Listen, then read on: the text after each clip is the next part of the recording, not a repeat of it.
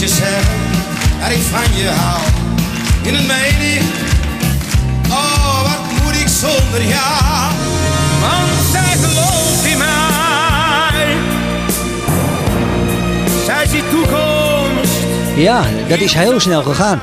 Ja, ik moet zeggen, we leven nu 19 september. Het was voor mij een bijzondere dag, want 10 jaar geleden mijn vader overleden. Heel vroeg, 56-jarige leeftijd. Een fan van Hazes. En als Hazes dan 5 jaar, ja, veel te snel.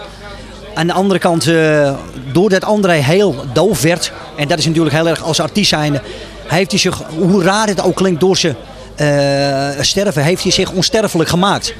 En ja, voor een artiest is dat heel mooi. Ik weet niet, misschien had André er zelf ook wel voor gekozen en je weet niet, maar ik moet zeggen, ja, de top van Nederland vind ik altijd nog Hazes, altijd geweest. Ja, Kleine Jongen vind ik heel mooi. Het is meer omdat ik zelf kinderen heb.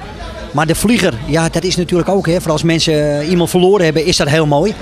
Maar Hazes had gewoon hele goede teksten en ik heb één nummer wat ik dan, zoals ik al zei, nee, ik kom hier nooit meer tegen, wat ik wil gaan doen, is geschreven door de jongens van Hazes.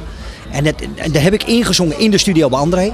En dat is zo raar, het is gewoon een kippenvel wat je dan krijgt, omdat je weet dat de grote kleine Hazes daar gestaan heeft. En ik denk dat André trots zou zijn als hij mensen hier zijn nummers hoort verkondigen.